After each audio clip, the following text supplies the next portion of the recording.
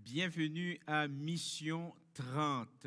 Mission 30, qu'est-ce que c'est? Eh bien, ce sont des exposés bibliques, en fait, des études bibliques. Donc, vous allez remarquer que nous allons souvent parcourir la Bible ensemble pour pouvoir comprendre. Donc, on ne veut pas simplement accumuler des connaissances, mais on veut également appliquer ces connaissances-là dans notre vie de tous les jours, et on veut aussi bien assimiler les connaissances qui émanent de la parole de Dieu. Et mon objectif est de vous permettre de comprendre, de rendre ces études bibliques accessibles afin que tous puissent saisir les vérités fondamentales.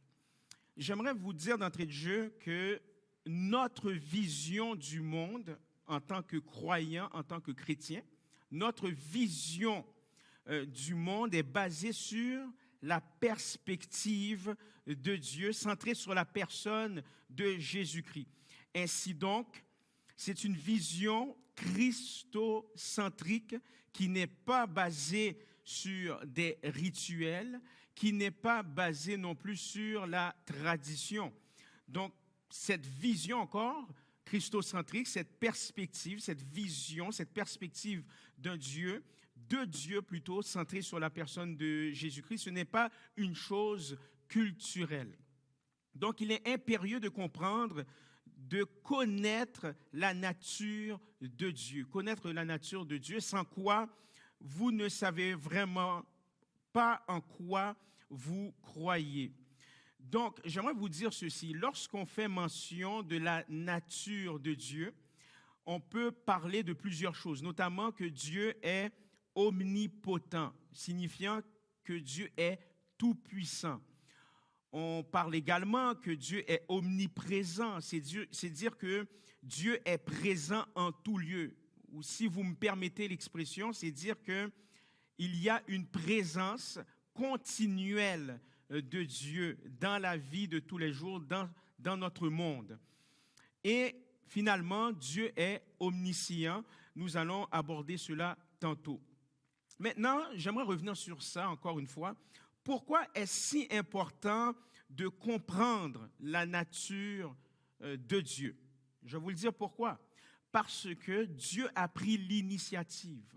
Dieu a prouvé sa nature tout aimante en sacrifiant son Fils unique, à savoir Jésus-Christ, pour subir le châtiment à notre place, car le péché est entré dans le monde, et ce sacrifice a permis aux êtres humains d'avoir la vie éternelle avec Dieu, avec le Dieu créateur, le Dieu tout-puissant, le Dieu omniprésent, le Dieu omniscient. Et cette perspective va vous aider à vivre une plénitude spirituelle. Donc, le sujet d'aujourd'hui, c'est d'aborder la nature de Dieu ou les attributs de Dieu. Mais on va se concentrer sur un attribut pour cette fois-ci. Et le sujet, c'est Dieu est omniscient. Donc, l'omniscience de Dieu. Dieu est omniscient. J'aimerais vous dire au prime abord que nous avons une méconnaissance, ça c'est ordinairement, nous avons une méconnaissance de notre Dieu parce qu'on croit savoir tout de Dieu. Mais lorsque nous vivons des situations hors de notre contrôle dans notre vie, c'est-à-dire des situations difficiles, on est prompt à réduire Dieu. On est prompt à réduire Dieu vis-à-vis la situation qu'on est en train de vivre. Nous avons l'impression, certaines fois, que Dieu a perdu le contrôle. Nous avons l'impression que Dieu n'a pas vu les choses venir. Mais j'aimerais vous dire ceci, sachez que Dieu est en charge. Sachez que Dieu est en charge, peu importe les situations que vous vivez, que ce soit des situations faciles, des situations de joie, mais plus particulièrement des situations difficiles. Lorsqu'on prend le temps de connaître la nature de Dieu, notamment que Dieu est omniscient, c'est dire que Dieu est en charge de tout. Et connaître les attributs de Dieu nous aide à traverser les épreuves de la vie. Et nous allons étudier ensemble l'étymologie, étymologie signifiant la signification. Donc, nous allons apprendre la signification du mot omniscient et aussi qu'est-ce que cela englobe, principalement au sujet de notre étude biblique. Donc, celui qui est omniscient, c'est littéralement tout. Donc, on parle de Dieu. Dieu est omniscient. C'est dire que Dieu sait littéralement tout. Ainsi, le mot omniscient combine deux racines latines, deux racines de mots, si vous me permettez. Donc, il y a le préfixe omni, signifiant tout ou universellement, et l'autre racine, eh bien, c'est science.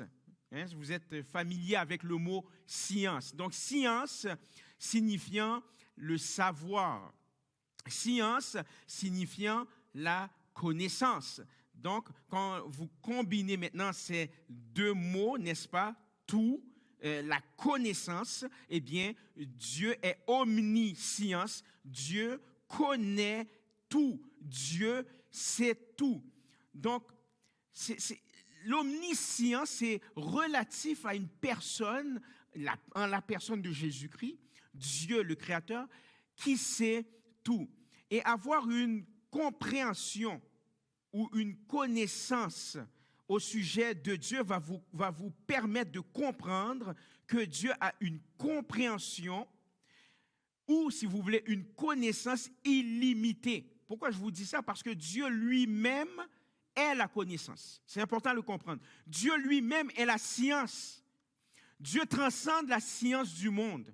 Dieu lui-même est la science. Dieu lui-même est la connaissance. En lui réside toute la plénitude de la connaissance. Maintenant, j'aimerais voir avec vous le premier point. L'omniscience de Dieu. Dieu sait toutes choses. C'est important à le comprendre. Dieu sait toutes choses. Ainsi donc, l'omniscience de Dieu est le principe, c'est un principe que Dieu est omniscient. C'est dire qu'il englobe toutes les connaissances du passé. Vous vous rendez compte? C'est important de le comprendre parce que lorsque vous avez vraiment la bonne compréhension de qui est Dieu, les attributs de Dieu, ça va vous permettre de passer à travers n'importe quelle épreuve. Donc, lorsqu'on fait état que Dieu est omniscient, c'est dire qu'il englobe toutes les connaissances du passé, toutes les connaissances du présent et toutes les connaissances du futur et toutes les connaissances de l'univers entier, puisque c'est lui qui a créé toutes choses, puisque c'est lui qui a créé l'univers. Donc, je répète, pour les besoins de la cause, lorsqu'on fait mention que Dieu est omniscience, il englobe, c'est incroyable, il englobe, parce que je vous l'ai dit, Dieu est lui-même la connaissance. Donc, il englobe toute la connaissance du passé, il englobe toute la connaissance du présent et il englobe toute la connaissance du futur. Et de surcroît, il englobe toute la connaissance de l'univers. Au début, Dieu a créé le monde et tout ce qu'il contient, y compris la connaissance. Il est lui-même la connaissance, il a même créé la connaissance. Donc, Dieu sait toutes choses. Toujours est-il que Dieu sait tout à propos de nous. C'est important de le comprendre. Dieu sait tout à propos de nous. Dieu nous connaissait et avait un plan pour nos vies avant notre naissance. Incroyable. Dieu nous connaît. Dieu connaît toutes choses à propos de nous. Dieu avait même un plan. Dans sa connaissance, il a un plan pour vous. Il a un plan pour moi. Donc, ce plan a été conçu avant notre naissance. Je vais même plus loin. Ce plan même a été conçu avant la conception de la création, avant la conception de l'univers. Il nous connaît mieux que nous nous connaissons.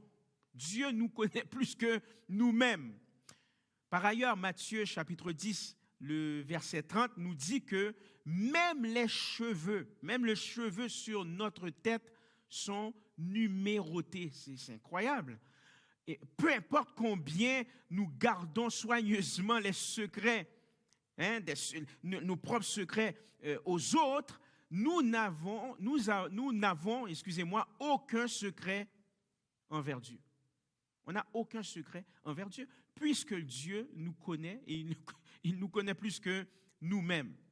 J'aimerais que vous lisiez ce texte avec moi. Donc, c'est dans Job chapitre 23, le verset 10a. Donc, c'est la première partie du verset. Job chapitre 23, le verset 10a. L'auteur nous dit ceci. Il sait néanmoins quelle voie j'ai suivie. C'est incroyable.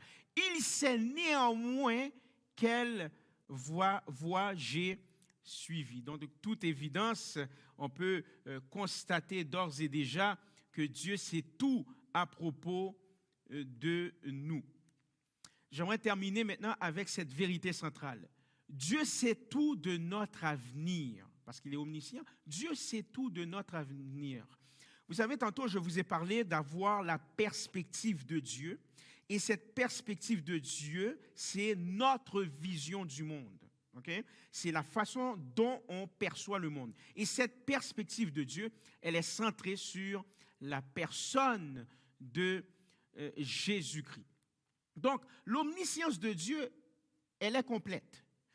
Dieu n'apprend pas continuellement. Okay? Dieu, il n'est pas en train d'apprendre continuellement, il n'est pas en train de découvrir quelque chose, mais il sait tout simplement. Il sait tout. Il savait des millions d'années avant de créer le monde qu'il enverrait son Fils Jésus-Christ pour nous sauver de nos péchés. Ce n'était pas un plan B. J'aimerais vous dire ceci. Donc, lorsque Dieu a envoyé son Fils unique, à savoir Jésus-Christ, ce n'était pas un plan B. Lorsque nos ancêtres, à savoir Adam et Ève, ont choisi de ne pas faire confiance à Dieu, ont préféré d'entendre la voix de l'adversaire, la voix de l'ennemi de notre âme, eh bien, Dieu n'était pas stupéfait en disant « Oh non, qu'est-ce qui s'est passé? Ils ont péché. Qu'est-ce que je peux faire? Attends, il faut que je concocte un plan. Ah là là, qu'est-ce que je dois faire? Je suis mal pris. Ah, mais je sais quoi faire. Parce qu'ils ont péché, parce qu'ils ont raté la cible, parce que péché signifie rater la cible, eh bien, là, je vais envoyer mon Fils unique, à savoir Jésus-Christ. Non! Dieu savait des millions d'années avant de créer toute chose, avant de créer le monde, qu'il enverrait son Fils Jésus-Christ pour nous sauver de nos péchés. Un autre texte que j'aimerais voir avec vous, parce que c'est une étude biblique, n'est-ce pas? Il faut qu'on voit des textes. 1 Pierre, chapitre 1, le verset 20. 1 Pierre, chapitre 1, le verset 20. Je lis pour vous. Prédestiné avant la fondation du monde et manifesté à la fin des temps à cause de vous. Donc Dieu a révélé son plan aux prophètes de l'Ancien Testament. Prophète signifie porte-parole de Dieu. Donc les prophètes de l'Ancien Testament étaient des porte-parole de Dieu. Dieu avait déjà révélé son plan aux prophètes de l'Ancien Testament, tout comme Ésaïe qui a dit dans la parole de Dieu, qui a dit au peuple de Dieu, à travers sa parole, bien entendu, Ésaïe chapitre 7, le verset 14. Donc, je lis pour vous Ésaïe chapitre 7, le verset 14. « C'est pourquoi le Seigneur lui-même vous donnera un signe. Voici la jeune fille deviendra enceinte. Elle enfantera un fils et elle lui donnera le nom d'Emmanuel. » Ainsi donc, la mort, ou du moins, on va commencer par la naissance. la mort, la résurrection de Jésus ne sont pas le fruit du hasard. Je répète, pour les besoins de la cause, la naissance, la mort et la résurrection de Jésus-Christ ne sont pas le fruit du hasard. Ce n'était pas un accident. Oh, Jésus faisait du ministère, Jésus guérissait des malades et tout d'un coup, les gens le haïssaient et eh bien, on l'a assassiné. C'est pas comme ça. Dieu avait déjà un plan bien précis. Donc, c'était le résultat, tous ces éléments-là, notamment la naissance, la mort, la résurrection de Jésus-Christ, eh bien, c'était le résultat, ou du moins ce sont plutôt le résultat d'un plan divin mis en place par Dieu lui-même depuis l'éternité pour nous fournir un moyen d'avoir une relation personnelle avec lui. Donc, nous pouvons entrer dans cette relation en priant le Seigneur, en confessant nos péchés et en lui donnant notre avenir, tout simplement notre vie, et en lui demandant pareillement de venir dans nos vies. Il faut inviter Dieu dans nos vies puisqu'il connaît toutes choses. Justement, un autre texte que j'aimerais étudier avec vous, 1 Jean, chapitre 1, le verset 9, 1 Jean, chapitre 1, le verset 9, la parole nous dit ceci: si nous confessons nos péchés, il est fidèle et juste pour nous les pardonner et pour nous purifier de toute iniquité. Donc, je vous ai dit au prime abord que Dieu a pris l'initiative. C'est un Dieu d'amour. Il a pris l'initiative. Il savait toutes choses. Il savait pertinemment que nos ancêtres allaient pécher. Il savait pertinemment également que l'être humain n'est pas capable de plaire à Dieu par ses propres forces. Il a besoin de Dieu lui-même. Il a besoin de Dieu en la personne de Jésus-Christ pour plaire à Dieu. Dieu savait qu'on n'était pas capable de satisfaire ses exigences. Par ailleurs, je vous rappelle, je l'ai dit durant l'étude, péché signifiant rater la cible. Péché ne veut pas dire erreur. Okay? Péché ne veut pas dire « oh, j'ai fait une erreur ». Péché signifiant rater la cible, rater les standards de Dieu. Dieu, il est saint, il est mis à part. Dieu, il a des standards.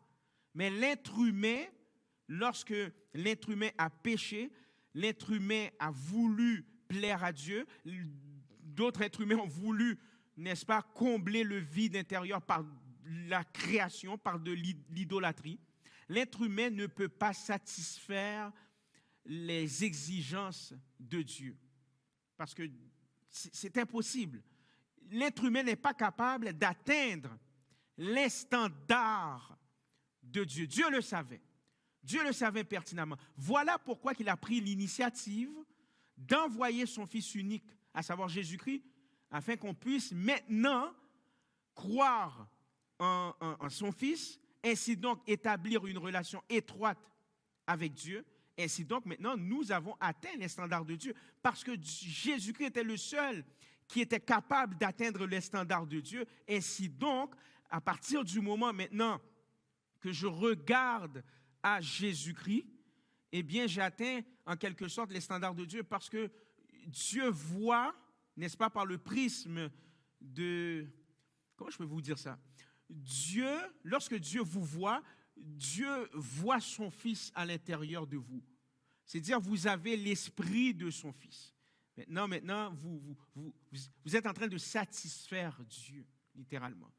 Donc, voilà pourquoi que notre vision du monde doit être basée sur la perspective de Dieu, centrée sur la personne de Jésus-Christ. Lorsqu'on sait pertinemment que Dieu sait tout, maintenant, on peut l'appliquer dans notre vie de tous les jours, dans notre vie quotidienne.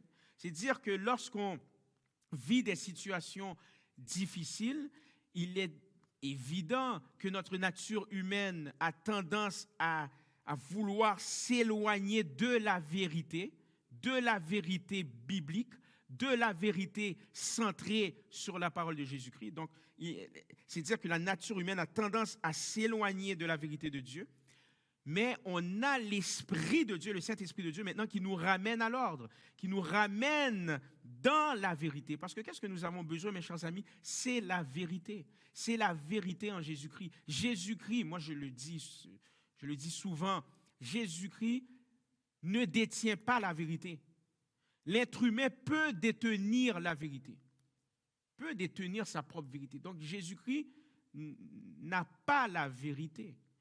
Jésus-Christ n'a pas une pseudo-vérité. Jésus-Christ est lui-même la vérité.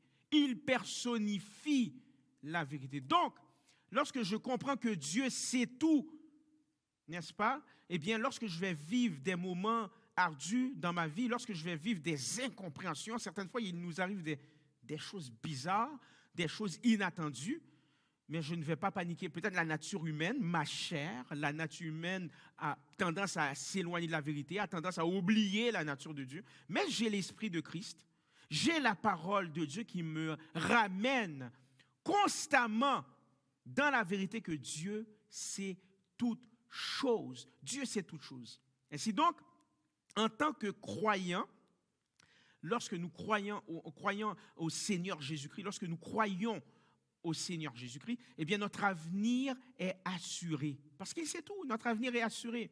Non pas parce que nous savons ce qui nous attend, mais parce que Dieu le sait tout simplement. Et en guise de conclusion, j'aimerais vous dire ceci pour pouvoir nous encourager.